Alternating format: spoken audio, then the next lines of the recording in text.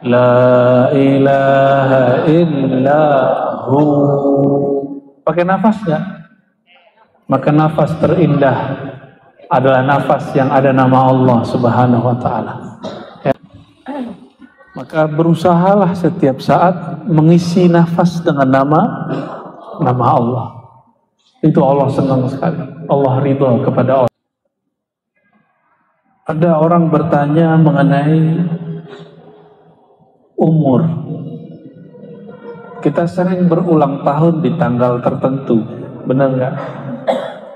Tapi orang-orang yang kenal Allah, dia berulang tahun di setiap nafasnya. Bukan hanya di tanggal dia lahir fisiknya. Apa kata Imam Abu Madian?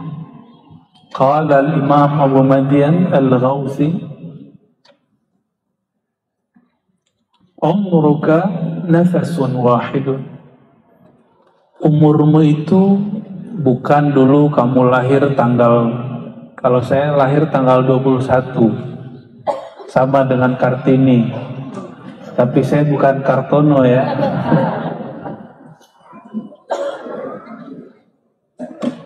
Bukan itu ulang tahunnya. Ulang tahunnya orang-orang yang kenal Allah di setiap nafasnya. Maka orang-orang berulang tahun, jika dia berulang tahun setiap nafas, berarti dia merayakan, mensyukuri umurnya setiap saat. Mau jadi ahli syukur, maka berterima kasihlah kepada Allah di setiap nafas. Itulah umur kita. Dan di dalam Al-Quran, satu-satunya Allah bersumpah dengan umur, itu umurnya Sayyidina Muhammad sallallahu alaihi wasallam. La'amruka. Begitu Allah berkalam di Quran. Sungguh demi umurmu. Demi umurmu. Tidak ada Allah Subhanahu wa Ta'ala bersumpah dengan siapapun di antara makhluk ini, manusia, Rasul, kecuali dengan umur Sayyidina Muhammad sallallahu alaihi wasallam. Umur, apa tadi umur? Satu hembusan nafas, hai Muhammad. Ya, umruka nafasun wahid. Maka jika mengikuti makna ayat itu, demi umurmu hai Muhammad, maka Imam Abu Madian mengatakan, demi satu nafas yang kau tarik, yang kau keluarkan, itu Allah bersumpah begitu. Ya. Maka keluarlah kalimat ini. Apa kemudian kalau sudah sadar kita bahwa umur itu satu hembusan nafas, naik dan turun, masuk dan keluar. Fajtahid ayyakuna laka la alaika. Maka berusahalah nafas itu nanti menjadi penolong, bukan menjadi, kalau lawan penolong apa? Bumerang. Jangan jadi bumerang. Oleh karenanya Sayyidatuna Aisyah menyebutkan dalam hadis yang sahih bahwa kana Nabi sallallahu alaihi wasallam yadhkurullah ala kulli ahyani. Baginda Nabi Muhammad sallallahu alaihi wasallam selalu ingat Allah di setiap nafasnya. Kulla ahyani. Ahyan jamak dari hin. Hin itu waktu. Waktu itu adalah nafas kita. Jadi Nabi nafas naik, nafas turun. Itulah zikir yang disebut zikir anfas. Beliau selalu ingat Allah ketika menarik, ketika mengeluarkan. Pernah rep-repan enggak? kecekek lagi tidur. Siapa yang nyekek? Itu bukan kiriman dari siluman, bukan sihir. Tapi itu Allah lagi kasih pelajaran. Nih, kalau orang sulit napas begitu, maaf, ada yang asma nggak di sini?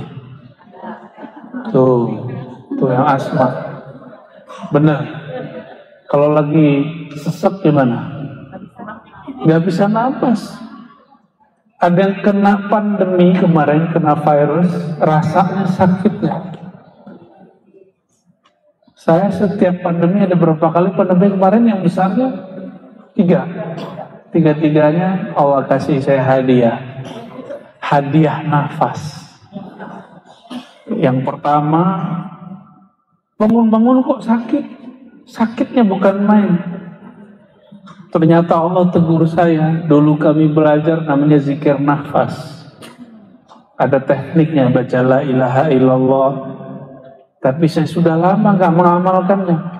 Maka malam itu ketika nafas sedikit kayak sakit, masuk sedikit sakit, maka saya tobatlah malam itu, zikir istighfar, sholat tobat. Setelah sholat kita amalkan zikir anfas itu. Setengah jam berkeringat sembuh. Alhamdulillah. Pas datang pandemi yang kedua, dipakai itu nggak bisa lagi. Tekniknya sudah lain lagi. Datang yang ketiga, begitu lagi, lain lagi. Ternyata setiap zaman teknik zikir boleh berubah, tapi zikirnya nggak berubah. Dari dulu zikir la ilaha illallah, ya benar nggak? Allah Allah, hu Allah, Allahu. Itu bukan lagu India ya, Allahu bukan. Itu zikir. Lafaz Allah. Coba baca Allah. Saya orang Sunda bacanya Allah. Ya, Al itu bukan dia lam ketemu lam. Allah harus disambung, bukan mati. Allah. Ya. Secara huruf alif, lam, ha. Secara huruf 4 ya. Tapi ternyata lebih. Alifnya 1, lamnya 2. Setelah lam itu Allahnya panjang nggak? Allah. Berarti sebenarnya ada alif. Maka alif kita taruh di atas. Udah 4, ditambah hu. Ya, hu. Hu itu nama Allah juga. Ya. Apa dalil hu nama Allah? Hafal surat Al-Ikhlas? Hafal, betul? Ayo kita tes ini hafalannya. Qul huwallah. Katakan dia huwa. Waw itu tambahan, aslinya hu. Maka Allahu, wawnya tidak ditulis karena di depannya sudah ada. Sedangkan hu aja nggak ada depannya, maka ditambahkanlah waw. Maka jika aslinya zikirnya dikembalikan, wawnya hilang. Hu Allah, hu Allah, hu Allah. Coba sama-sama. Hu Allah, hu Allah, hu Allah, hu Allah. Sekarang baca Allahu-nya hidupkan. Allahu, Allahu, Allahu, Allahu. Allahumma sholli ala sayyidina. Itu bukan lagi main-main. Orang yang tidak paham, walaupun dia orang Arab, kalau nggak mengerti ilmu huruf, akhirnya membid'ahkan zikir hu Allah. Ya. Coba baca ayat kursi depannya aja. Allahu la ilaha illa hu. Ya, hu, bacanya hu, jangan huwa, kecuali disambung. Panjang nggak hu-nya? La ilaha illa hu. Pakai nafas nggak? Maka nafas terindah adalah nafas yang ada nama Allah Subhanahu wa ta'ala. Ya. Kalau Allah tidak beri kita nafas, bisa hidup nggak? Maka hubungan kita dengan Allah sedekat kita dengan nafas. Coba nafasnya di mana? Kelihatan nggak nafasnya? Yang kelihatan hidungnya. Ya, hidung mah kelihatan, nafas mah nggak kelihatan. Yang kembang kepis paru-parunya, rusuknya. Yang nafas nggak kelihatan. Nafas itu Allah gaibkan. Ya. Maka berusahalah setiap saat mengisi nafas dengan nama Allah. Itu Allah senang sekali. Allah ridha kepada orang.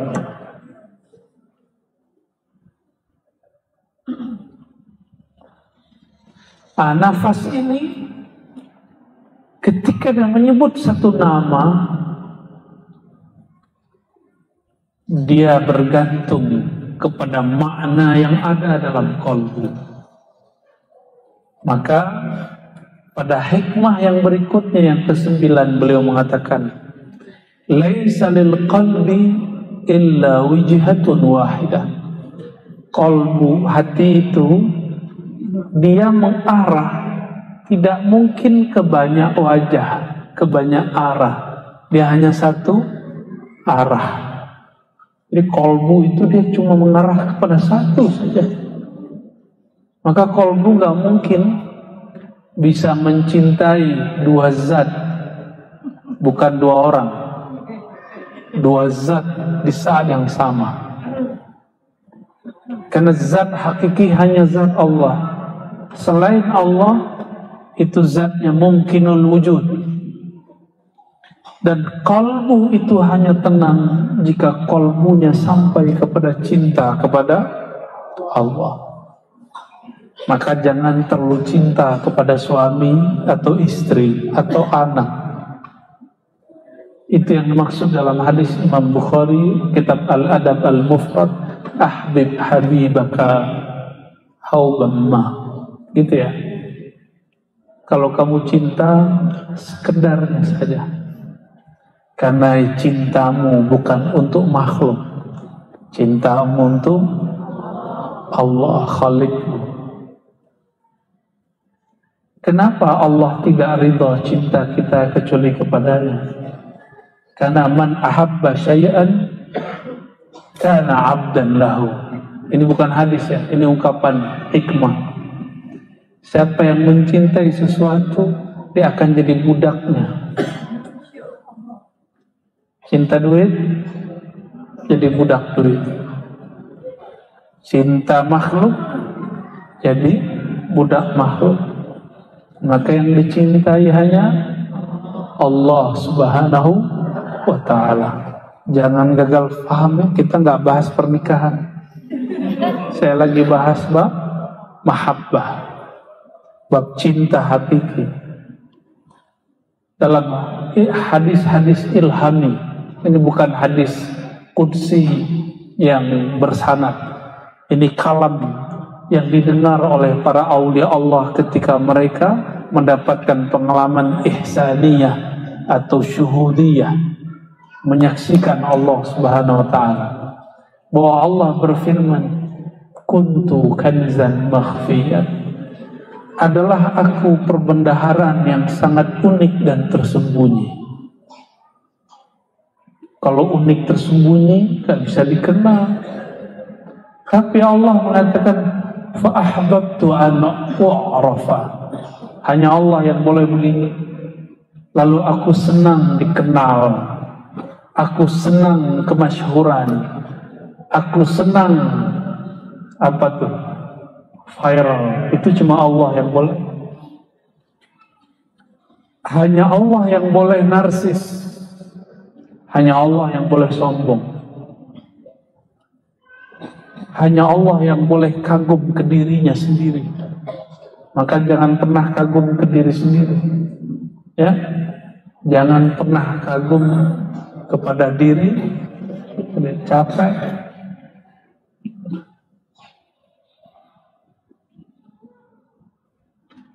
Lalu disebutkan di situ, fa khalaqtul khalqa fa arafuni bi.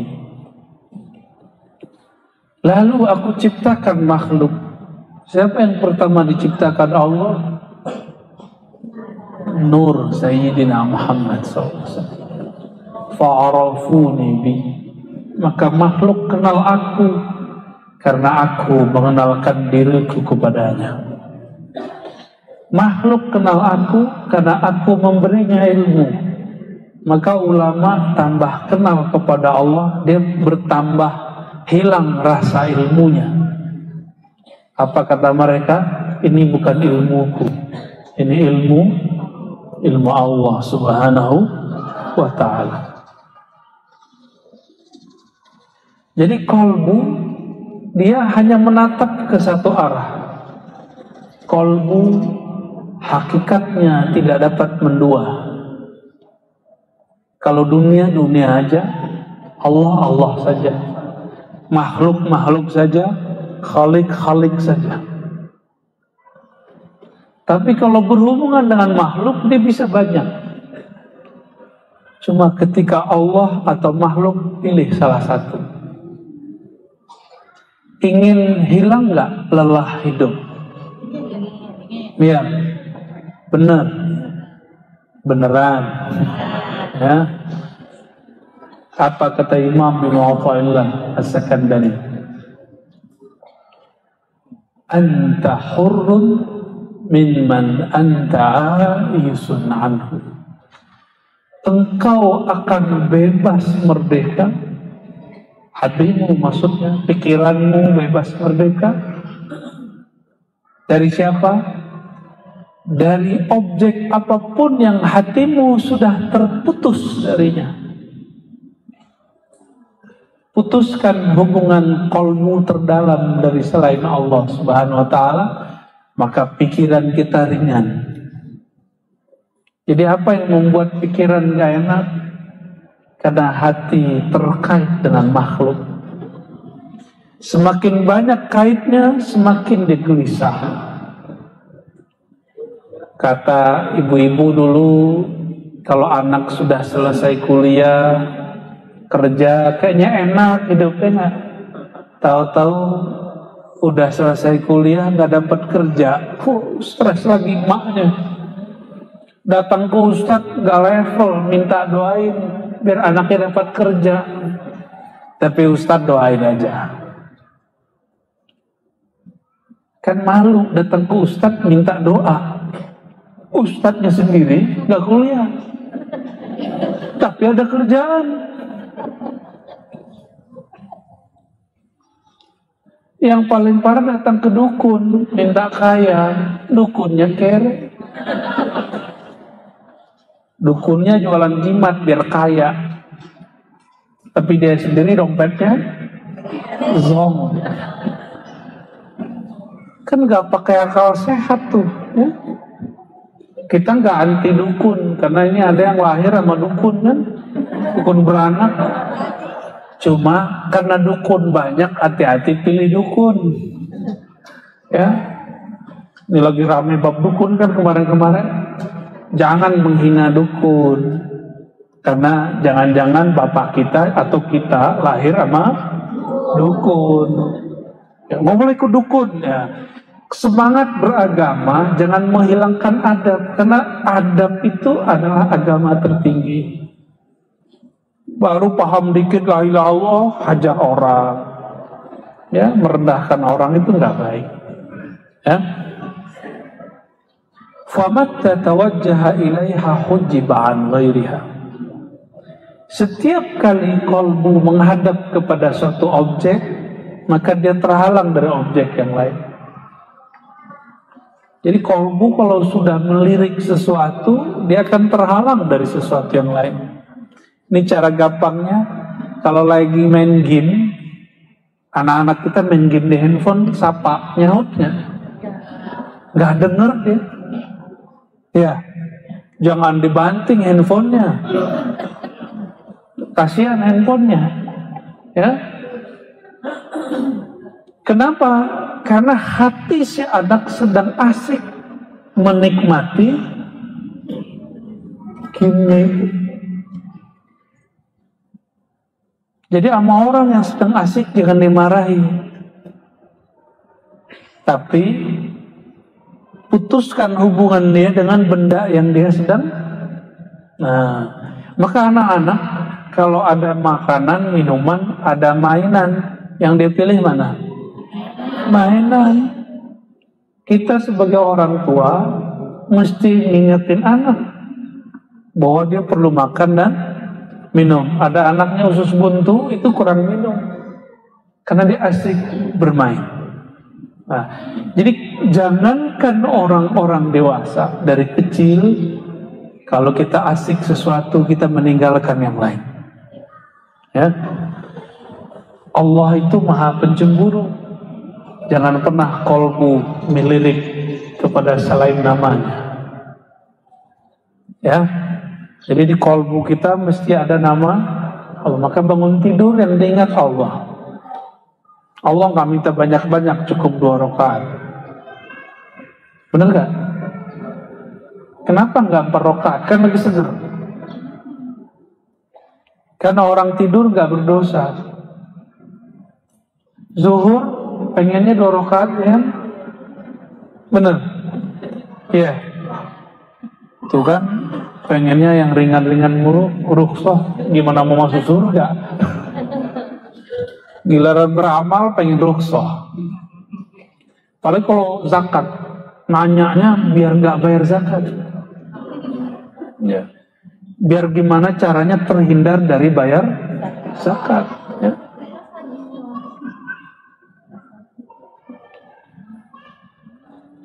Iyyaka an tamila ila ghairillah fayaslubaka Allah Ta'ala ladzata munajatih.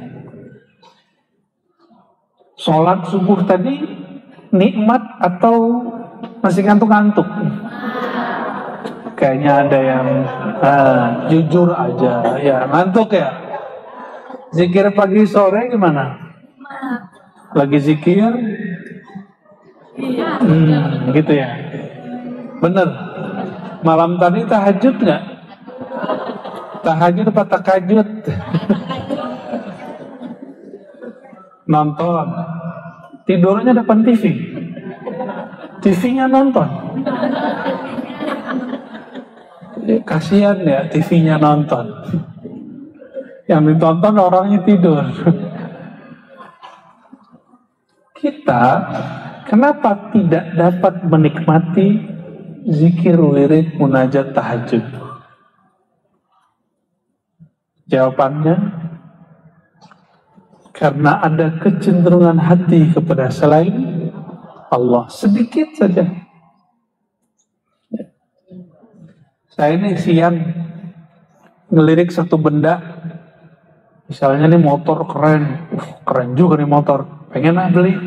Kepikiran, lagi zikir baca subhanallah, tapi kepikiran motor, Harley gitu. Malamnya kalau zikir terganggu, yang muncul Harley. Maka kita sholat tobat lagi, ya Allah ampuni kami. Maka ada tobat bukan dari dosa mata, tapi dari dosa kecenderungan kolbu. Udah pernah belum tobat dari kolbu yang berselingkuh kepada selain Allah? Belum, makanya sholatnya gak nikmat, wajar. Ya, kalau kita pernah tengkar sama pasangan, biar enak lagi hubungannya, minta maaf nggak? Ya, kekasih sejati kita Allah. Jika pernah kita mengkhianati Allah, minta maaflah kepada Allah dengan sholat taubat. istighfar, tobat yang banyak. Aku ya Allah, hatiku telah menduakanmu. Udah pernah begitu belum? Jadi sama Allah tuh kayak pacar, ya, manja-manja dengan Allah. Jangan kayak ketemu dengan Algojo, kamu gak sholat, raka. Jadi yang kebayang sama kita, Allah itu tukang ancam. Wahai yang maha mengancam, itu yang terbayang. Allah yang maha mengancam, itu gak ada namanya yang banyak kecuali cuma Al-Wa'id, Al-Muntaqim. Yang lain isinya apa? 90% nama Allah isinya kasih sayang, Rahman, Rahim, semua. Hatta nama Allah Ar-Razzaq itu yang maha kasih sayang dalam memberi rezeki. Al-Karim yang maha kasih sayang dengan pemurah. Allah itu saking pemurahnya, meskipun kita lupa kepadanya, meskipun saudara-saudariku ini lagi sholat tapi nggak ingat Allah, ya kan? Allah masih kasih nafas gak? Coba kalau Allah itu pencemburu kayak orang depan-depan saya ini, kalau yang ono aman. Kayak yang depan-depan saya ini cemburunya kan tinggi, mau niru-niru Allah kan? Kalau tahu pasangannya senang sama yang lain gimana? Ya, kalau Allah niru kita, mau kayak kita nggak karim, mungkin kita sudah hancur binasa dari dulu. Dan Allah itu maha karim, sangat karimnya, sangat pemurah penyayangnya, khusus untuk umat Nabi Muhammad SAW. Umat terdahulu ada yang dikutuk jadi biawak. Makanya Nabi Muhammad SAW ngeliat biawak begini. Tapi Khalid Al-Walid makan biawak. Biawak dibakar kayak sate, nyate biawak. Ada nggak sate biawak di Bandung? Ya. Khalid Al-Walid makan. Nabi ngeliatin, kok bisa ya Khalid makan kira-kira begitu. Nabi geli. Ditanya oleh seseorang, wahai Rasulullah, kenapa engkau tidak makan biawak? Tapi biawak sono beda sama biawak sini ya. Dab apa namanya?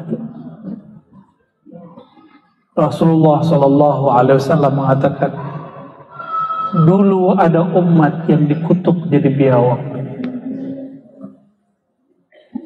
Tapi sebelumnya sudah ada biawak. Biawak itu setelah beberapa hari mati. Berarti ada orang dikutuk jadi, ada lagi orang dikutuk jadi kera. Tapi sekian hari mati. Jadi biawak dan kera hari ini bukan keturunan Yahudi ya. Jangan kemudian ketemu biawak, itu Yahudi, jangan begitu. Gak boleh, itu rasis. Orang Yahudi itu ada yang Muslim, ada yang musyrik, ada yang mengikuti agama lamanya, ada yang ekstrim, ada yang pluralis, ada yang toleransi, macam-macam mereka itu, bukan satu. Ya. Jadi kenapa kelezatan munajat hilang? Kata beliau, iyyaka an tamila ila ghairillah. Jauh-jauh jangan sampai hatimu cenderung sedikit saja kepada selain Allah. Kepikiran kerja aja. Jadi kerja itu cukup dijalani, gak usah dibawa ke sholat. Pikirkan tapi jangan kepikiran. Beda nggak? Kalau kepikiran tuh masuk ke hati, ke bawah mimpi. Teman kita naik, kita nggak naik. Teman kita laku, kita nggak laku. Teman kita viral, kita nggak viral. Tapi ustadz, ini kayaknya ada para ustadz juga yang hadir nih. Ya, nggak usah cari viral. Cukup viralkan Sayyidina Muhammad SAW. Nabi Muhammad udah viral belum? Udah masyhur belum? Maka tidak ada sebenarnya kita memviralkan Nabi Muhammad SAW. Yang ada kita numpang viral dalam nama Nabi Muhammad SAW. Numpang masyhur nama Nabi Muhammad SAW. Nabi Muhammad SAW tidak hanya masyhur di YouTube, tapi masyhur di alam lain. Alam medianya pohon, alam medianya batu, hewan-hewan, di langit. Itu Nabi Muhammad SAW terkenalnya bukan main. Jadi kita nggak usah buat terkenal sendiri. Menumpanglah dalam kemasyhuran Rasulullah SAW supaya kita dikasih syafaatnya. Ya. Makanya Rasulullah SAW kalau orang terkenal, artis gimana kalau lagi makan? Ketemu fansnya gimana? Udah foto gitu kan? Sama. Nabi Muhammad SAW karena di zaman itu nggak ada foto, itu pohon-pohon nyapa Rasulullah, terus pohonnya diluk. Assalamualaikum ya Rasulullah. Coba orang Bandung disapa sama pohon. Besok-besok aku jadi nabi. Aku adalah nabi. Al-Bandungi, Al-Gadungi, Gadungan itu namanya. Nabi udah selesai, nggak ada lagi nabi setelah Nabi Muhammad SAW. Cuma dapat pengalaman batin dikit, udah ngerasa jadi wali. Tunggu dulu, pengalaman rohani itu bukan tanda kewalian. Wali itu artinya al-arif billah, orang yang kenal kepada Allah Subhanahu wa ta'ala. Udah kenal, kalau kenal gimana? Pernah masuk bandara, bandara luar negeri, terus kenal sama orang yang punya bandara. Kita diperiksa nggak? Di imigrasi nggak diperiksa. Dia teman-teman aneh, masuk langsung. Imigrasi akhirat itu pimpinannya Sayyidina Muhammad SAW. Orang yang tak kenal dan dekat kepada beliau SAW nanti lama diperiksanya. Terus ngaku-ngaku, ya Rasulullah, aku umatmu. Rasulullah SAW nanti nanya, umatku dari mana? Buktinya apa?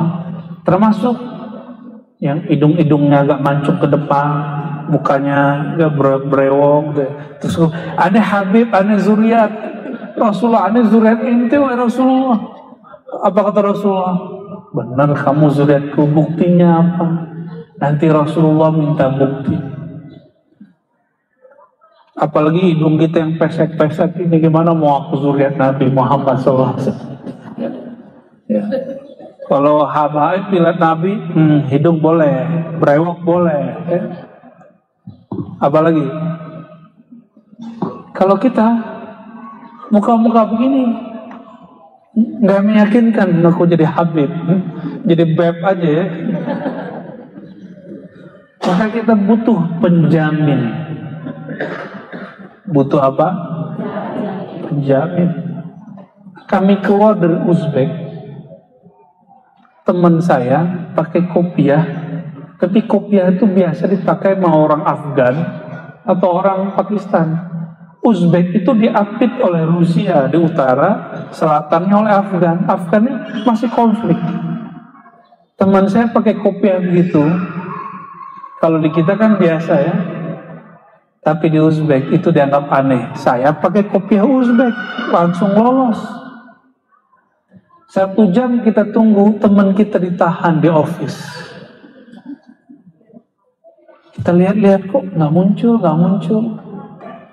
Akhirnya teman kita yang bisa ngomongnya agak lancang tegas, mana my friend?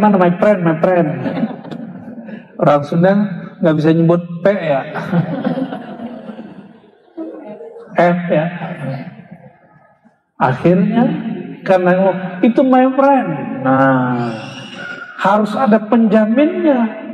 Karena kita satu rombongan, oh you're fine, oke, dikeluarin langsung, dikasih paspornya langsung. Harus ada penjamin. Sudah punya penjamin belum? Ketika masuk ke imigrasi alam barzakh, di sono ada jenderal malaikat namanya Munkar dan Nakir. Dia punya tongkat, macam-macam kita, boom. Makanya muka kita begini bisa bukan bonyok lagi, mungkin hilang sebelah kali ya. Munkar Nakir nanya, man rabbuka? Lidahmu jawab Allah, tubuh bilang enggak, Tuhanmu bukan Allah, Tuhanmu duit, Tuhanmu popularitas, Tuhanmu follower ya, apa? Follower,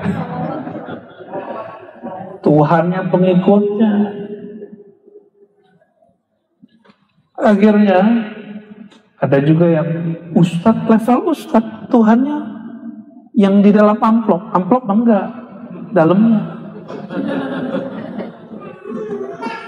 Bisa rusak hati cuma karena agak tipis-tipis dikit ya.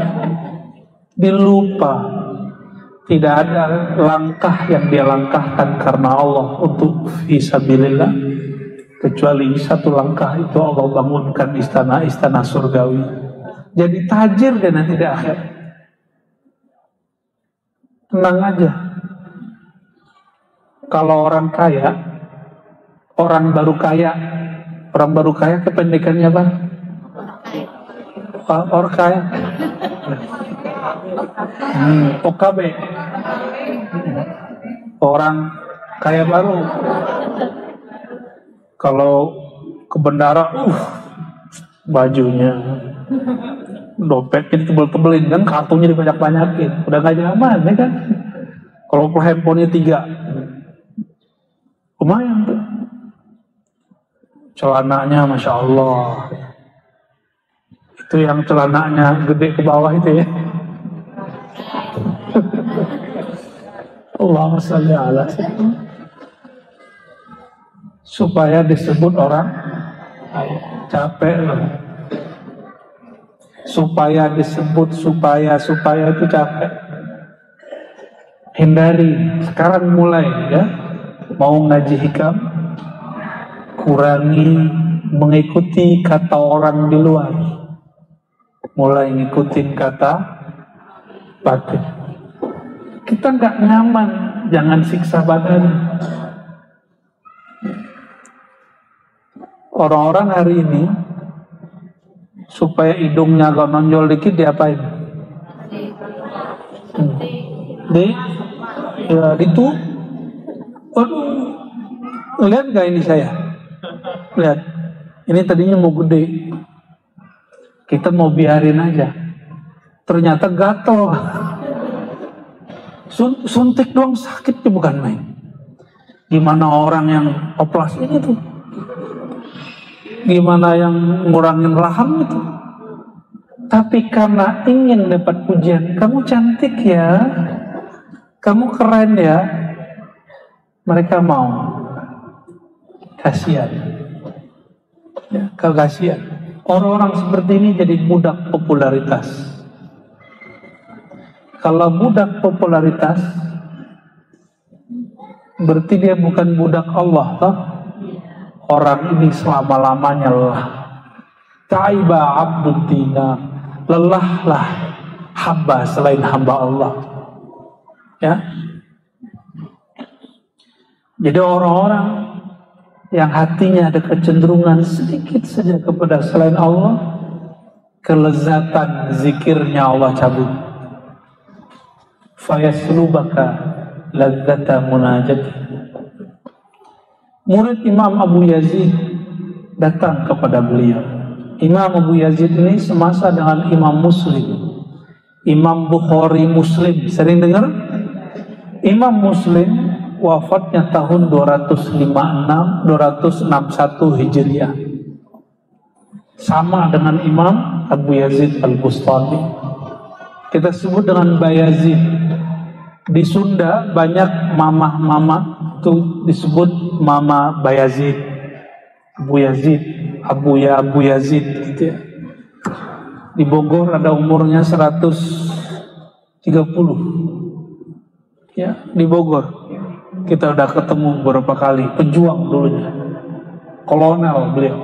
Mungkin dulu pejuang berpangkat kolonel, wallahu a'lam.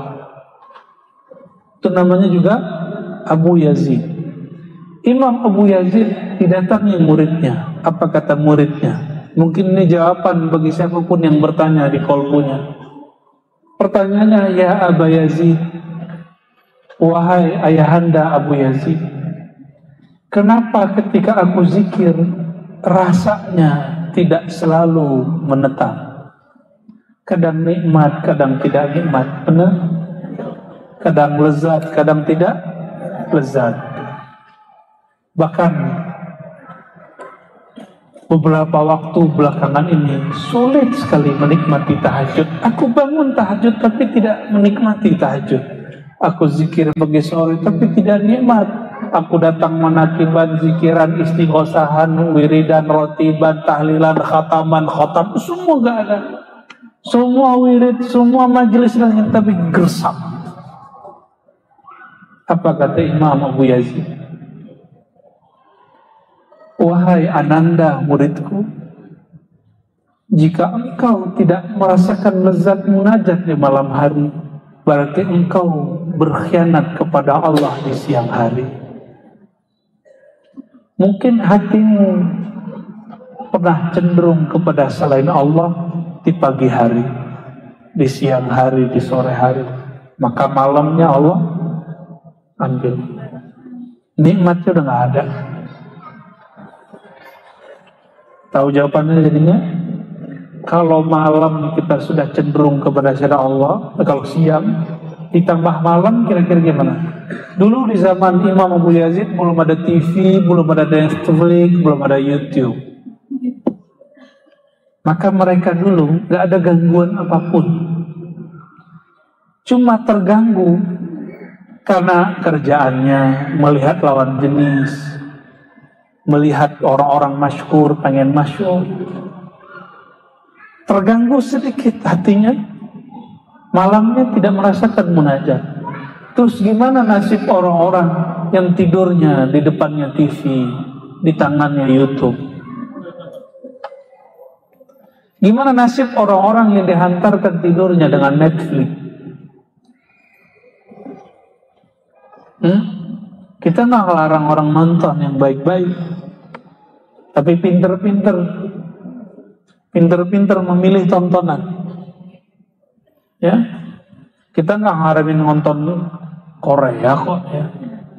Apalagi Koreanya yang bajunya sopan-sopan, yang dulu-dulu kan banyak ya, yang di situ ada muatan-muatan pengetahuan.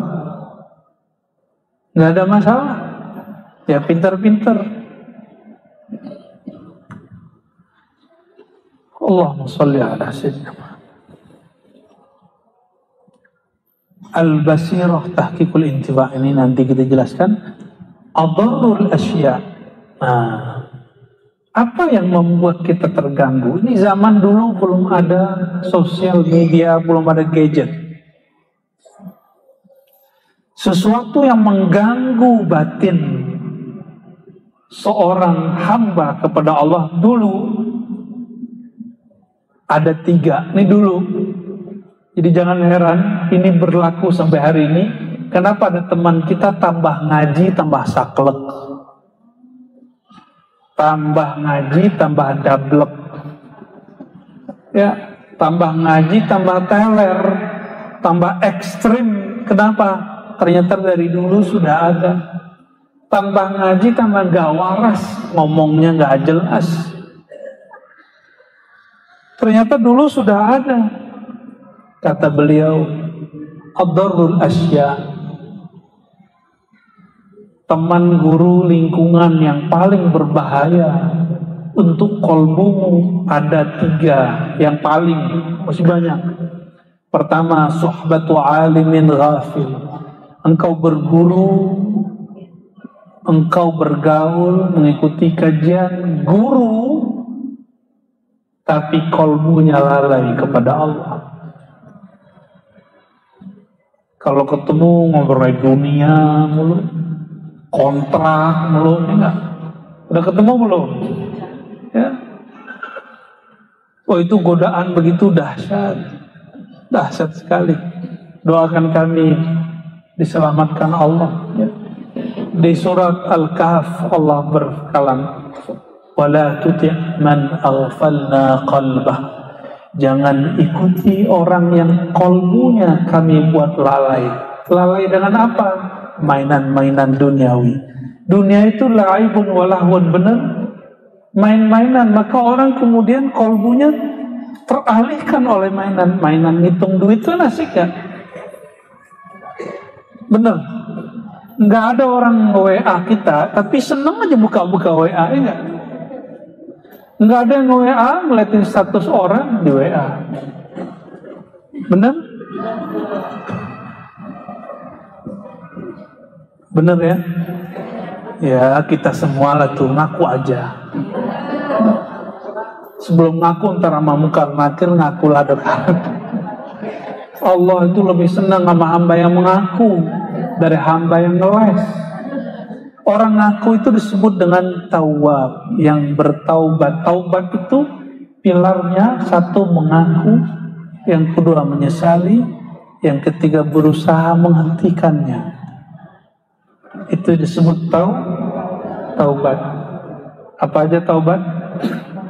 Ngaku dulu, ngaku itulah istighfar. Ya Allah ampuni dosa mataku, dosa telingaku. Hari ini akang-akang, AA matanya sudah liar belum? Atau liar? Udah. Nanti sholawat pasti nggak nikmat. Harus istighfarkan dulu sebelum sholawat. Kalau nggak nikmat nanti. Saya pernah mata ini nggak dijaga, mandang orang remeh, paling ilmunya segitu doang. Jadi ujiannya mu'allim guru bukan maksiat syahwat semata. Di atas itu lagi ada ujian merendahkan orang. Makomnya paling segitu doang. Wah, kayak kita makomnya tinggi aja. Habis itu kita sholawat nggak ada rasa. Sholat gak ada rasa. Habis sholat mikir-mikir, ya Allah kenapa. Bertanya ke dalam hati, hati ngomong, kau tadi memandang seseorang yang alim, tapi engkau merendahkan kealimannya. Maka ada namanya bertobat dari merasa alim, merasa berilmu. Udah pernah belum? Bertobat dari merasa berilmu. Itu tobat saya tiap hari. Ya Allah ampuni aku karena merasa lebih alim. Maka cara saya menghindari debat. Hindari debat, insya Allah. Tapi kalau orang datang ke depan, ya kita nggak nolak. Lu jual gua beli.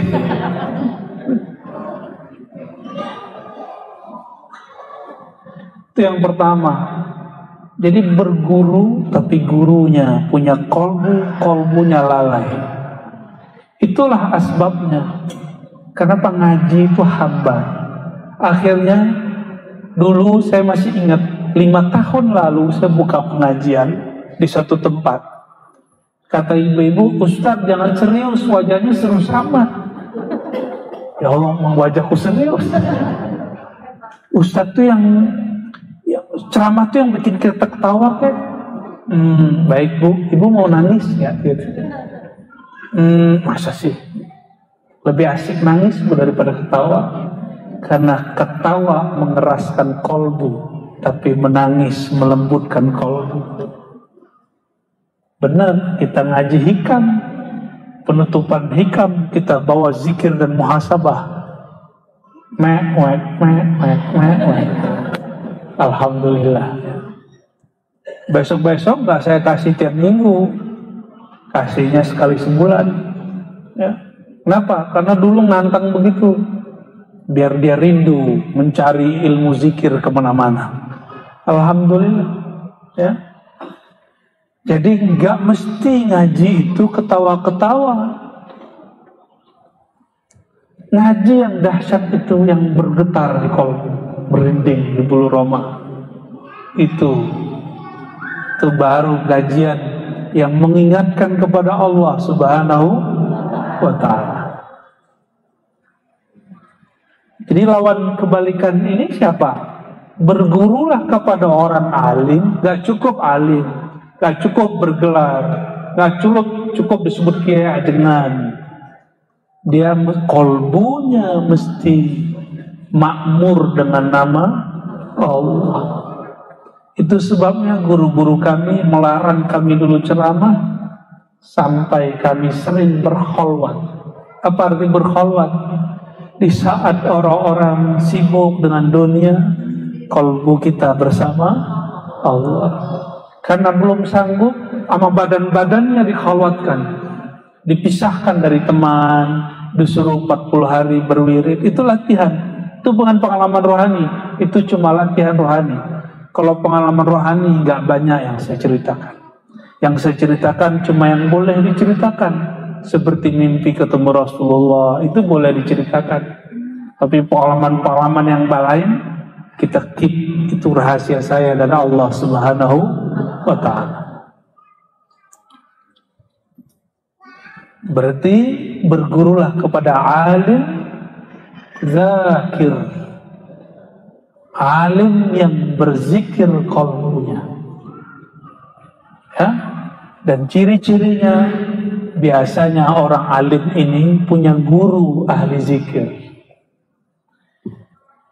punya guru ahli zikir, dan biasanya mereka beradab hormat kepada guru-guru ahli zikir. Yang kedua, sufi jahil. Jadi ada sufi jahil, ada sufi yang arif.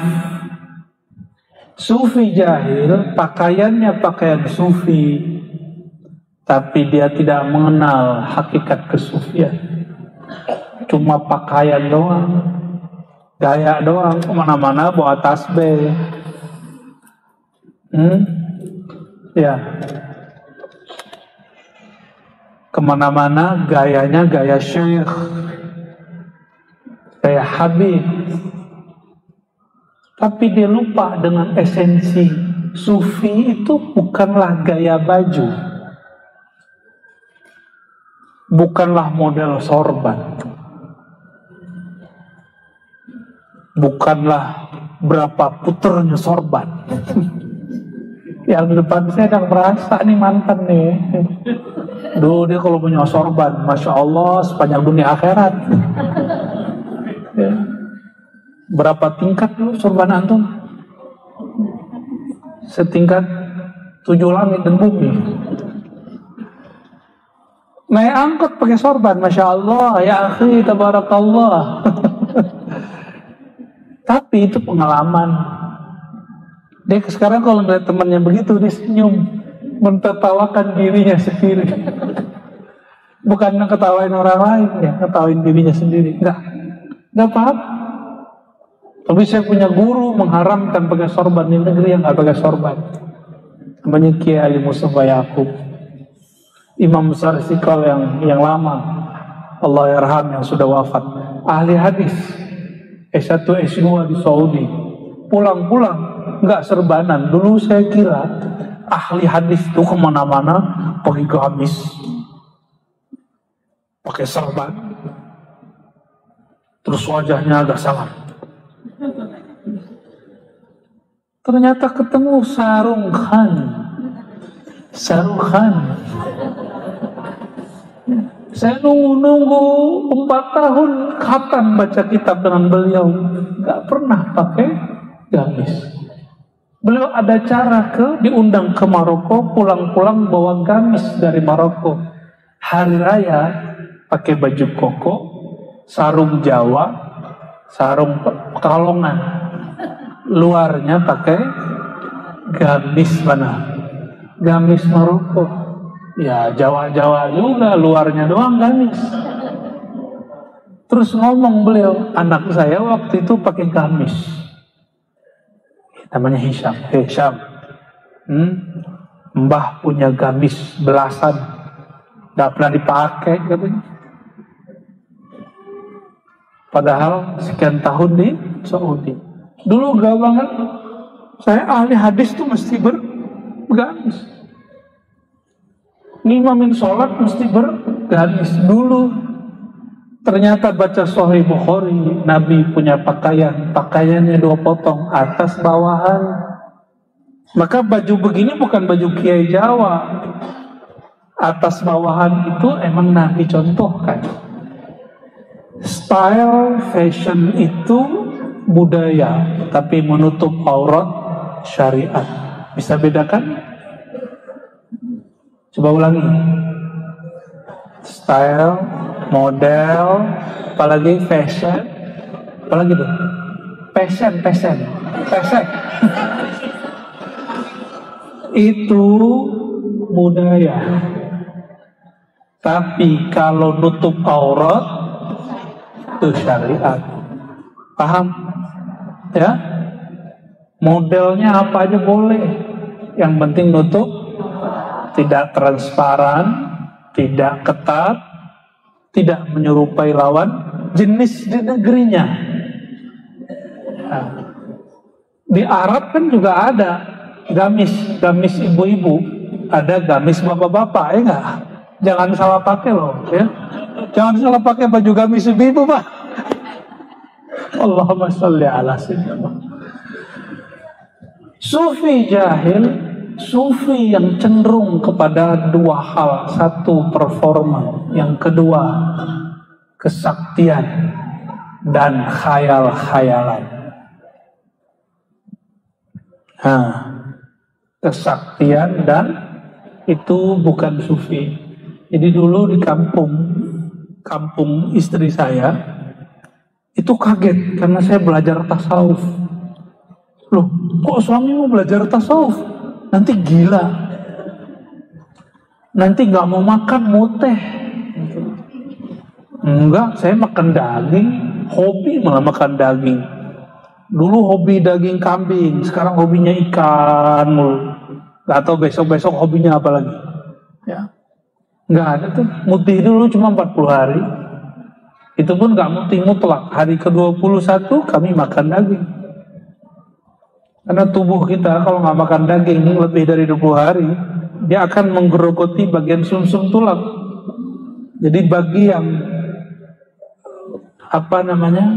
istilahnya orang yang makan sayur-sayuran itu, ya kalau nggak mau makan daging-daging merah, daging putih, yaitu ikan di hari ke-21. Ini pesan Maulana Imam Khalid Al-Baghdadi Ad-Dimashqi, wali Allah, imam yang berpesan. Silakan dibuktikan secara kedokteran, mungkin ada pembuktiannya. Maka kami dulu kalau berkhalwat 40 hari, hari ke-21 kami sembelih kambing, pesta kambing kita. Ya. Jadi ahli-ahli zikir tidak pernah mengharamkan makan. Mereka hanya membatasi dirinya untuk makan. Ada seorang ulama di zaman salafus soleh nggak mau makan gandum atau nasi zaman ini, apalagi kemuli, apalagi makan nasi liwet, udah masaknya lama. Dia makannya roti-roti yang halus, tidak perlu diolah banyak, langsung makan, lalu diambil tasbihnya. Ditanya oleh muridnya, wahai Tuan Guru, kenapa engkau tidak makan seperti kami makan? Apa jawaban beliau? Jika aku mengikuti gaya kalian, nanti wiridanku ketinggalan. Ternyata ini imam 24 jam, dia nggak zikir dengan lisan, itu cuma buang air, mandi, dan makan 2 kali sehari.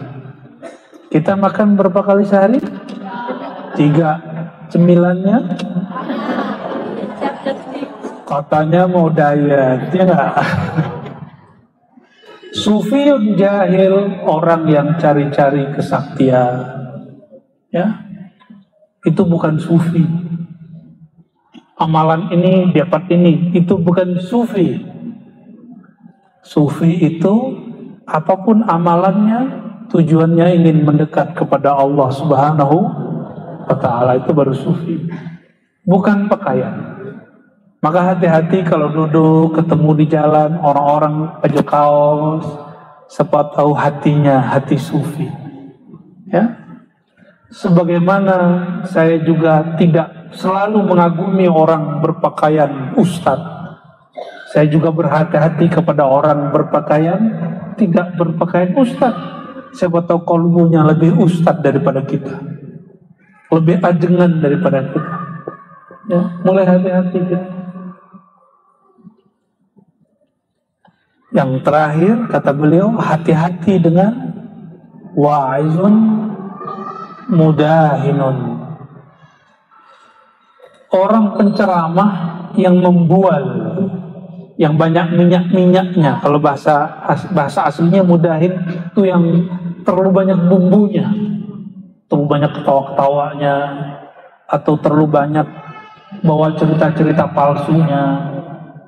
Dulu masih ingat nggak zaman ada majalah-majalah orang bangkit dari kubur?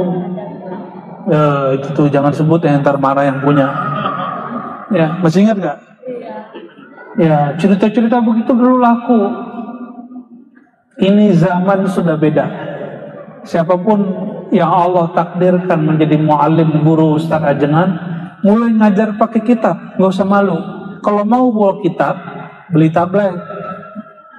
Ya, kalau males nggak sanggup beli tablet, gimana dong? Doa aja deh. Allahumma sholli ala sayyidina Muhammad. Kurangi 3 ini.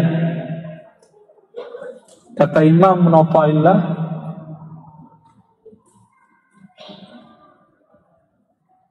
la tashab, tidaklah usah engkau bergaul, berguru, bersuhbah, sahbah dengan orang la yadullu ala Allahi maqaluh, yang kata-katanya tidak membimbingmu kepada Allah, tapi malah membuat hatimu tambah keras. Hari ini banyak orang tambah hijrah, hati tambah keras, tambah tengkar dengan pengurus masjid, masuk masjid jadi juri, merhatiin celana orang. Kasihan ya. Tambah hijrah, tambah jauh dari saudara-saudaranya. Apa kata orang tuanya? Jangan ganggu kami, ini amalan orang tua kami. Kata dia, dibawalah satu ayat. Ayat ini turun untuk nenek moyang orang Quraisy yang kafir, bukan nenek moyang yang muslim. Apa kata dia? Idza qila lahum ittabi'u ma anzalallahu qalu bal nattabi'u ma wajadna 'alaihi aba'ana. Dipakai ayat di surat Luqman, surah Al-Baqarah. Untuk orang kafir digunakan untuk nenek moyangnya muslim.